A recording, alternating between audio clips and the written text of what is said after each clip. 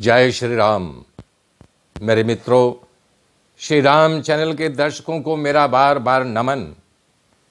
मेरे मित्रों, मैं आशा कर रहा हूं कि आप लोग मेरे साथ बने हुए हैं, मुझे देख रहे हैं, मुझे लाइक कर रहे हैं और मेरी वाणी को जन जन तक पहुंचा रहे हैं। मेरे मित्रों, आज थोड़ा समय लूँगा, थोड़ा धीरज रखिएगा। रामायण के बारे में कुछ विशेष बताना चाह रहा हूँ। हालांकि एक से एक धार्मिक हैं, एक से धर्म कर्म करने वाले हैं, जानते होंगे, फिर भी मैं अपनी ज्ञान के अनुसार, अपनी बुद्धि के अनुसार आप लोगों तक पहुंचा रहा हूं। सुनिएगा। रामायण की सर्वप्रथम रचना, एक बार भरद्वाज ऋषि ब्रह्मा जी के पास गए और ब्रह्मा जी ने भरद्वाज जी से कहा कि तुम्हारे गुरु वाल्मीकि जी रामायण की रचना करेंगे, मुझे उनके पास लेके चलो। भरद्वाज ऋषि वाल्मीकि जी के आश्रम में आते हैं ब्रह्मा जी को लेकर के, और ब्रह्मा जी उन्हें आदेश देते हैं कि मुनिवर, आप प्रभु की गाथा की रचना करो और उनकी जो रचना करोगे वो सर्वोपरि रहेगी, वही धरती पर विद्यमान रहेगा। आदेश दे करके ब्रह्मा जी अपने ब्रह्मलोक को चले गए। वाल्मीकि ने रामायण लिखना शुरू किया। जब रामायण लिख दिया तो उन्होंने सबसे पहले भरद्वाज जी को सुनाया था, और भरद्वाज जी से ब्रह्मा फिर धरती पे आकर के किसी एकांत वन में या किसी आश्रम में पूरी गाथा सुनी थी। तो उन्होंने कह रहे हैं, दिवी भूतमोत भतंस्कारो वही तस्मय विभु, वो विभात्व भास्मात्मा तस्मय सर्वात्मने नमः। कह रहे हैं कि वो जो पृथ्वी, आकाश और पाताल तीनों को अपने प्रकाश से भाषित कर रहा है, ऐसे महात्मन को, ऐसे भगवान को मैं नमन कर रहा हूं। गाथा शुरू होती है कि श्री राम प्रभु अपने भाइयों के साथ दशरथ जी के यहाँ अवतार लेते हैं, प्रकट होते हैं, और इसके बाद उनके गुरु वशिष्ठ जी के आश्रम में, गुरुकुल में जाकर के विद्याओं का अध्ययन करते हैं। और जब सारी विद्या प्राप्त कर लेते हैं तो फिर अयोध्या अंतःपुर लाए जाते हैं। अंतःपुर के आंगन में, फूलों से बिछे हुए आंगन में, चारों भाइयों के साथ, अपने मित्रों के साथ खेल खेलते थे। एक दिन सुबह प्रभु श्री राम जी दशरथ जी के पास गए, हाथ जोड़ करके निवेदन किया कि पिताश्री, आपकी कीर्ति, आपका यश चारों दिशाओं में प्रकाशित है। आपकी विजय पताका सबसे ऊपर लहरा रही है। पिताजी, हमारी इतनी अवस्था हो गई, आज तक आपसे कुछ मांगा नहीं हूं। आज आपसे निवेदन कर रहा हूं और प्रार्थना कर रहा हूं कि हमारे इस निवेदन को आप स्वीकार कीजिए। दशरथ जी उनकी बात को सुनकर के गदगद हो गए। बोले, बेटा तुम क्या मांगना चाह रहे हो, बोलो, क्या तुम्हारा निवेदन है? बोले, पिताजी, हम पूरे देश का, देशांतर का भ्रमण करना चाहते हैं और सारे तीर्थ स्थलों का दर्शन करना चाहते हैं। पिताजी, हमको इसकी आज्ञा दीजिए। तब दशरथ जी तुरंत जो है सुमंत मंत्री को बुलाए। उस समय तो भरत ननिहाल में थे। भरत और शत्रुघ्न के साथ प्रचुर मात्रा में खाद्य सामग्री दे करके वीर योद्धाओं और सेवकों को साथ उनको विदा किया गया। देश देशांतर का भ्रमण करके गंगा, जमुना, सरस्वती, क्षिप्रा, बेतरवती, महासुद नदी, ख्याता, जया, गंडकी, तमाम नदियों का स्नान कर करके, घूम करके फिर जो है अयोध्या वापिस आए। उनका भव्य स्वागत हुआ, ब्राह्मणों से स्वस्ति वाचन कराया गया, फिर अंतःपुर में गए। लेकिन खिन्न हो गए थे।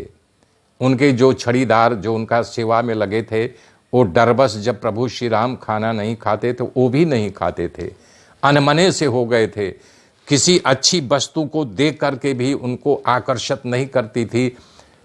थोड़ा खाना खा रहे थे, एकदम दुबले हो गए, पीले पड़ गए। दशरथ के पास गए, बोले, बेटा क्या बात है, जब से तुम देशाटन करके आए हो तब से देख रहा हूं तुम अनमने हो गए हो। बोले, नहीं पिताजी, बस यूं हूं। लेकिन एक दिन सुबह सुबह विश्वामित्र मुनि का आगमन होता है। जो बाहर पहरेदार था उसको बोलते हैं, विश्वामित्र मुनि जी जा करके राजा दशरथ से कह दो कि मैं विश्वामित्र मुनि तुमसे मिलने के लिए आया हूँ। वो तुरंत भागा, अंदर का जो पहरेदार था उससे बोला कि एक मुनि आए हैं, अपना नाम विश्वामित्र मुनि बता रहे हैं और राजा दशरथ जी से मिलने की आकांक्षा कर रहे हैं। वो पहरेदार गया, बोला महाराज की जय हो। आज्ञा पाकर के बताया कि राजन, एक दिव्य ऋषि, ऐसा लग रहा है कि अभी सूरज का उदय हुआ हो, इतना उसके चेहरे पे प्रकाश है। उस मुनि के पकी लंबी लंबी दाढ़ी सफ़ेद है और उनके चेहरे की आभा ऐसा दिखाई दे रहा है जैसे जलती हुई आग। अपना नाम विश्वामित्र मुनि बता रहे हैं। इतना सुनते ही राजा दशरथ खड़े हो गए। वशिष्ठ जी भी उनके साथ जो है भाग करके आए, मुनि को जा करके ले आए। अंतःपुर में सिंहासन पर बैठाया गया, उनके पैरों को धो करके अपने ऊपर छिड़के, फिर हाथ जोड़ करके उनसे निवेदन किया, प्रभु आपकी क्या आज्ञा है, मैं आपकी क्या सेवा करूं? आपका आगमन यहाँ किस हेतु से हुआ है? आपको जो इच्छा हो उससे 100 गुना मैं आपकी उपलब्धि कराऊंगा। यज्ञ करना चाहते हैं, आश्रम बनवाना चाहते हैं, या गायों का दान लेना चाहते हैं, बताइए मैं आपकी क्या सेवा करूं?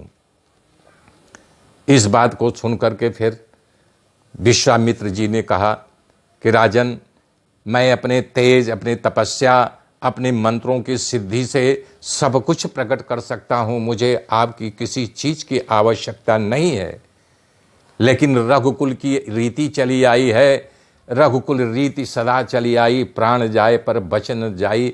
आपने मुझे वचन दिया है तो सुनो राजन, राम और लक्ष्मण को तुम मुझे दे दो। ये राम लक्ष्मण जो मैं यज्ञ करता हूं, उस यज्ञ को निशाचर राक्षस आकर के उसमें हड्डी और खून डाल देते हैं, हमारे यज्ञ का विध्वंस कर देते हैं, और इसीलिए मांगने आया हूं। मेरे मित्रों, अब आगे की गाथा मैं कल बताऊंगा।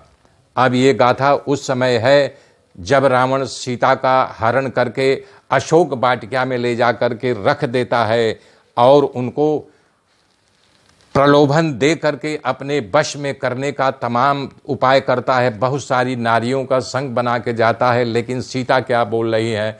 अरे असमन समझ कहत जान की, और खल सुधि नहीं रघुबीर बान की। 60 सूने हरिया नहीं मोही, अवधम नीलज लाज नहीं तो ही।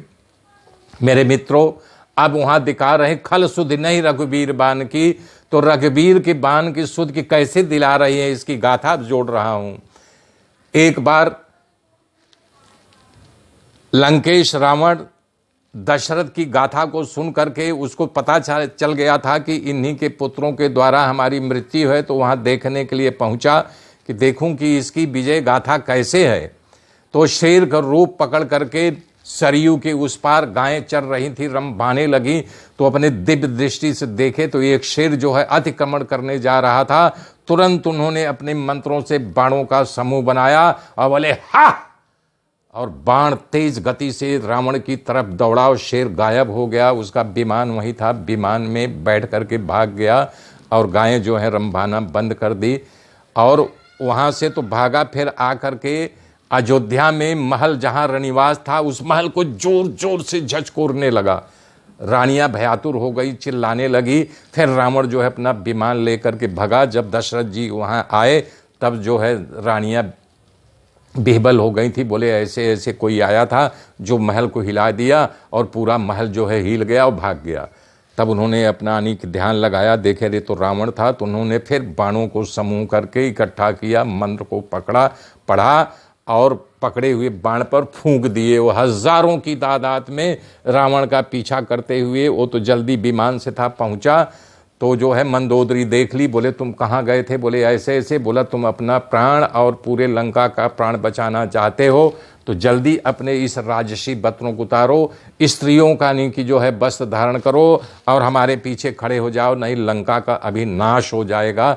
दशरथ ने बाणों का, वो देखो चले आ रहे हैं, देखा तो तुरंत जो है अपने कपड़ों को उतार दिया, स्त्री का कपड़ा पहना और मंदोदरी आदि रानियां आगे खड़ी थी, तब जाकर के बचा। तब वही सीता दिला रही हैं कि खलसो दे नहीं रघुवीर बाण की। ऐ दुष्ट, तुझे रघुवीर के बाणों को भूल गए जो मुझे अकेला पार करके हर लाए हो। मेरे मित्रों बने रहिए, देखते रहिए, इसी प्रकार से हम एक से किस्से सुनाते रहेंगे।